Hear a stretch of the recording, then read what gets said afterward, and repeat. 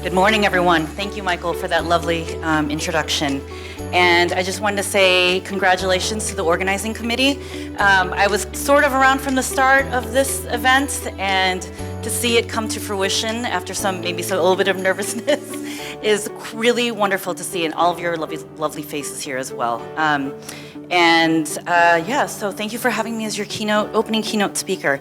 There are a lot of things that I could talk about, but I decided to kind of narrow things down and kick things off with looking at what the changing trends are, root causes, and some of the solutions to prevent child exploitation and abuse post-COVID. So as we all know, COVID was something that really shook the world up, and some of the people that were most adversely affected were children. So in Vietnam, it is a well-known fact that family is central to our society and culture.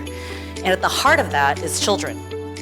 Whereas our elders, our grandparents, ông bà, and our aunties and our uncles, like bác, cô chú, they represent the wisdom through experience and the history of family and culture. It is the children who personify joy, innocence, hope, and all that is good in the world. In the immortal words of the late and great Whitney Houston, I believe the children are our future. And there are a lot of children in Vietnam who are our potential future. According to UNICEF, there are over 26 million children ages 0 to 14 in Vietnam, or about 1/4 of the total population. So COVID lockdowns caused much chaos and strife in communities around the world, including Vietnam. We're still seeing how the negative effects of economic depression, school closures, social isolation, and increased online presence are still manifesting in children today, often making them more vulnerable to abuse and exploitation. These root causes that make a child vulnerable to abuse and exploitation span economics, culture, education, technology, and often intersect and influence each other. So here are some post-COVID lockdown statistics and trends that I've seen regarding children and vulnerability for Vietnam. According to the International Labor Organization, or ILO, there are about 36 million people in informal employment in Vietnam, and about 1.4 million of them became unemployed during COVID. Many of them who are the most vulnerable in the country, as they don't have health insurance, guaranteed income, a work contract, or savings that could carry them and their families through periods of lockdown and strict social distancing. The children of these informal workers suffered greatly, as their families lost income and employment because of COVID, and they themselves were unable to attend school. Children from poorer and rural families often lack access to the technology needed for online learning, such as reliable Wi-Fi connectivity, computers, and even consistent electricity. Teachers in rural areas often lacked the training on how to use and teach online learning programs, as well as the hardware and software to teach remotely. This combined impact of lack of family income and employment and ability of children to learn in person or remotely caused by COVID led to many permanent school dropouts. The UN found that in 2020, around 3% of all rural households surveyed reported pulling their children out of school permanently because of reduced income. And this is what that means. Typically, each member of a family in financial straits is expected to contribute somehow, which is why the risk of child labor and exploitation is directly tied to school dropouts.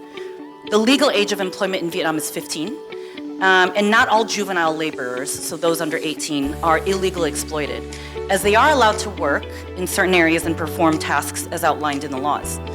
And for someone like me growing up in a refugee immigrant family, I mean, we were working when we were like 8 years old. So I don't know if it was child labor or not, but it's just part of the culture and part of the family.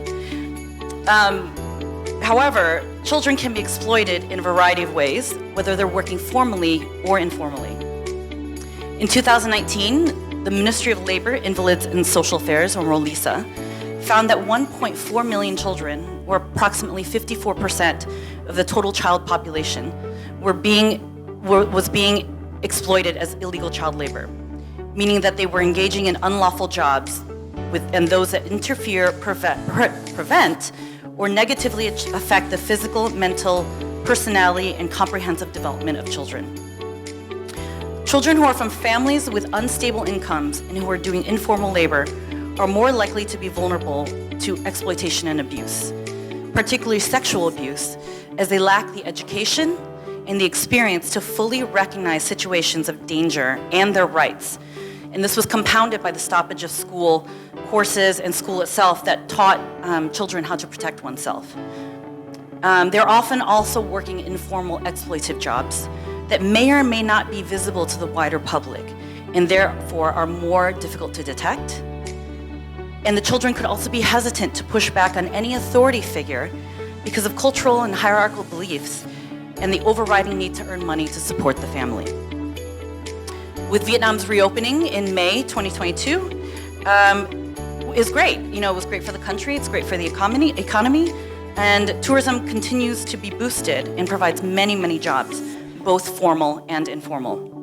According to the ILO, about 82% of all employees in the tourism and hospitality industry are informal workers. Children from poor families who dropped out of school during COVID lockdown may likely seek informal work in tourism, including street vendors, selling souvenirs in markets, servants in the restaurants, and sales in shops near tourist places, all places that are generally unsafe for children. This puts them at high risk for both labor and sexual exploitation.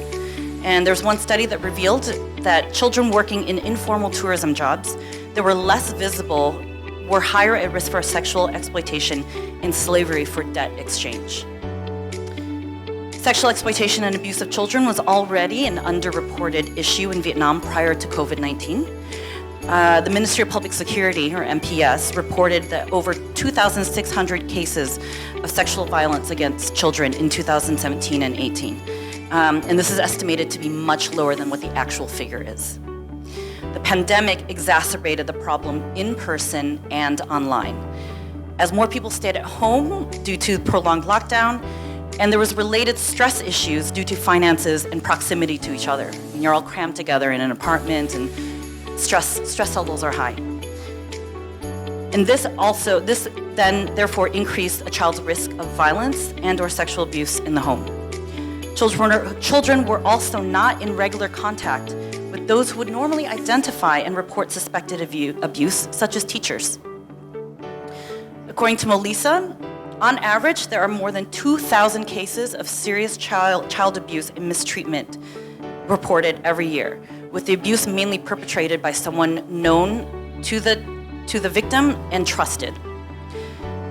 In 2020 and 2021, a reported 120 children died from physical abuse.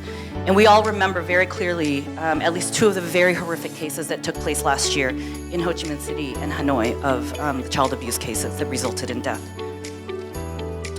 On average, there are 30,000 calls made each month to 111, which is the National Child Protection Hotline. But during COVID lockdown, that number increased to 40,000 to 50,000 calls per month. Online sexual abuse and grooming by perpetrators using chat functions in online games, apps, and social media forums was becoming more prevalent even before the pandemic. And that risk increased as stricter COVID-19 measures forced children to shift to online learning. In 2020, more than 700,000 cases of online child sexual abuse images and videos were reported in Vietnam, where over 60% of children have access to an internet-connected device. More online figures. Online recruitment of older children for transnational human trafficking, for sexual and labor exploitation has also increased since the pandemic, with recruitment primarily taking place via job placement ads and posts on Facebook, gaming chat forums, and other social media channels. One common example are targeted advertisements for low-skilled jobs in online gaming and gambling sites with offering relatively high pay in places like Cambodia and Dubai. Parents or family members of the children will take on debt to pay the broker's fee, and then the victim is then sent over and enslaved and forced to work in online scams. I've been working in this issue for a while now, and I recently worked on the repatriation cases of several Vietnamese boys between 16 and 17 years old who were enslaved in a warehouse about 100 kilometers from Dubai and forced to work in the online scamming, online gambling sites 24/7. They were only given plain kanji to eat and were beaten awake if they fell asleep. These boys saw an advertisement on social media for jobs for jobs in online gaming. They thought that they would get paid to play video games, which is every boy's dream, and their parents believed them and paid nearly 200 million Vietnam dong each to the service to send them to Dubai, where they were promptly enslaved. One point that I want to make about all of these statistics is that when it comes to women and children, it's not the risk of being a victim of labor or sexual exploitation and abuse, but rather the risk and the reality of being a victim of both. And this is something that's not usually reflected in the statistics. So now that I've given a little overview and probably thoroughly depressed some of you, the question to ask is, what can be done? These issues of child protection, abuse, and exploitation are not unique to Vietnam at all, and unfortunately occur in all types of families and communities around the world. But we're here in Vietnam right now, and we need to band together to develop and implement solutions that are appropriate for the Vietnam context. You'll hear today from many incredible experts in the upcoming sessions about specific programs and projects that provide solutions to the issues I raised and so much more. So I just want to highlight some key points that I believe are important to consider as you go throughout the day. Number one is prevention, prevention, prevention. We have a famous saying in the US, and I think it was Benjamin Franklin who said, an ounce of prevention is worth a pound of cure. This means that more resources, i.e. funding, and innovative programs are needed to identify and prevent child abuse and promote child protection.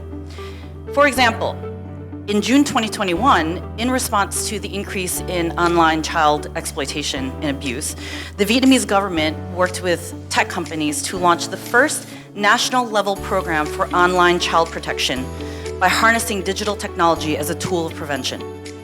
This program is designed to protect children's online privacy while preventing and identifying instances of online child abuse, using AI and big data to detect early warning signs and filter out dangerous content. This program also requires Vietnamese online services and app providers to have a system to protect children and help parents manage the usage, and integrates online harm reporting channel integrates an online harm reporting channel into 111, while requiring all schools to train their students on online safety and privacy protection. And that leads me into the second issue to consider, is partnerships and collaboration. Child protection and safeguarding is way too big of an issue for one stakeholder to handle alone, especially with the different types of victims, root causes, perpetrators, and situations of abuse and recruitment. Parents, teachers, doctors, law enforcement, social workers, hotel staff, local officials, community leaders, parents of the friends of kids, we all have a place in child protection, a role to play in child protection. It is everybody's responsibility. Even the neighbors, who, in this country are normally very nosy, but when it comes to domestic issues, all of a sudden they're minding their own business. They also, too, have a very, very vital role to play in child protection. We need to work together to establish multiple lines of defense. This means identifying very specific roles that each of us can play in certain prevention solutions, how we can work together, and how we communicate with each other. Take child protection in travel and tourism, for example. Southeast Asia is a popular destination for perpetrators of child sexual exploitation who pose as tourists, and Vietnam is unfortunately included in this. The first line of defense are the immigration and customs officials, who work with NGOs and neighboring counterpart agencies from other countries to try and prevent perpetrators from entering the country in the first place. Invariably, there will be those who manage to get through because immigration has a very difficult job, and it's impossible to stop everyone at the border. So what next? What's our next line of defense? One example is an NGO called ECPAT International, which is the world's largest network of child protection organizations, who have developed a program called The Code, which is a certification program of guidelines and trainings for the travel and tourism private sector. The Code provides companies with tools to train hotel staff and tour guides on how to identify potential situations of child abuse and exploitation, how to report it internally up the chain of command, and establish relationships with local law enforcement so that incidents can be easily reported and prevented. I worked with the tourism committee of the Vietnam Business Forum last year to include child protection and training for hospitality workers as part of a key part of Vietnam's sustainable tourism recovery. And I'm happy to say that it was included in the 5-year sustainable tourism plan that was submitted to and presented to the Vietnamese government ministers. So now we have an approved roadmap for private sector in travel and tourism and a framework for them and other companies and industries to follow. And number 3, addressing the root causes. These are not quick solutions to address root causes of why a child is vulnerable to abuse and exploitation. And these factors are often development focused and require time, significant investment of resources, collaboration, and a broader view of what your impact is. Or maybe some of the issues, the root causes are cultural, and therefore harder to address for fear of offending people. Take the issue of children who drop out of school early to seek work and are vulnerable to abuse and exploitation. This one aspect, education access, is a development issue. In the previous example of child protection in travel and tourism, the private sector, hotels, restaurants, tour agencies, etc., could partner with local scholarship organizations to provide students in the area who are at risk for dropping out with the means to continue school, alongside providing them with personal protection education. Or the private sector could partner with other NGOs and local government officials and agencies that provide job training and placements for parents of at-risk children so that the family income can be more stable and livable so that the child does not have to drop out of school and then the whole family is protected. Culture is a harder one to tackle, but equally as important. For example, let's go all the way back to the start of gender inequality, right? This preference of sons over daughters. Vietnam is a Confucian country, which means that many of our traditions and beliefs are based on neoclassical Confucian principles. Many are fantastic and wonderful, but there are some that are past their prime, so to speak. Namely, the belief that sons are more valuable than daughters. This belief, which again is not unique to Vietnam, it's found across Asia, manifests itself in many ways in society. And one of the most damaging is reflected in Vietnam's gender birth disparity. According to Vietnam's General Statistics Office, Vietnam has the 3rd largest gender birth disparity in the world, only behind China and India, where we have 100 female births to every 111.5 male births. And the natural rate is 100 female births to 105 male births. This preference for sons is so pervasive and so strong that there's now a growing trend of couples seeking IVF in order to choose to have a son. This means that by 2034, we will have at least 1.5 million more men than women of marriageable age. This devaluing dehumanization of girls that starts before even birth can contribute to their vulnerability to abuse later on, including trafficking and other forms of exploitation as they grow up. If we want to protect Vietnamese girls, we need to directly address this particular belief and practice a preference of sons over daughters, of boys over girls. I could go on, but I won't, as I think I've spoken long enough, and you have a full day of learning ahead of you. Again, I'm really, really pleased to see all of your faces in this room, for all of us to come together from different sectors and different countries to learn how we can better protect Vietnamese children. I remember growing up in my own family and being beloved by the elders, grandparents and the aunties and the uncles as a child. Every holiday, whether it was Western or Vietnamese, every special event centered around celebrating the children, even if it was completely unrelated. My siblings and I were very aware that everything my parents sacrificed and worked hard was for us kids. We were cherished, protected, and overfed so that we could thrive and then take care of the parents as they get older. which is the Vietnamese way. It was the Vietnamese way, and for me, it still is the Vietnamese way. And that's how, we grew up.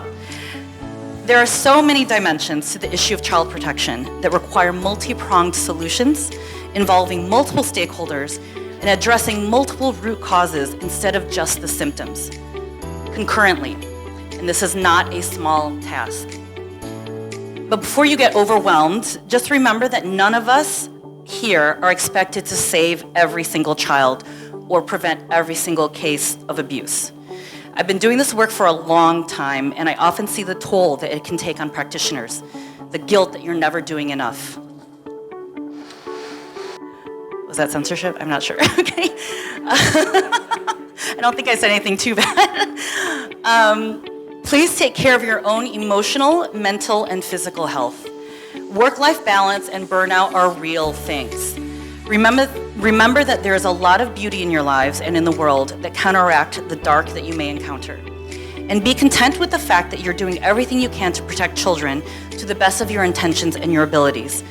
And it's even better if we can all do it together. Thank you again to the organizers for putting on this incredible and much needed event, which I hope will become an annual event. And thank you to all of you for being my captive audience, and I hope you enjoy the rest of the summit. Thank you.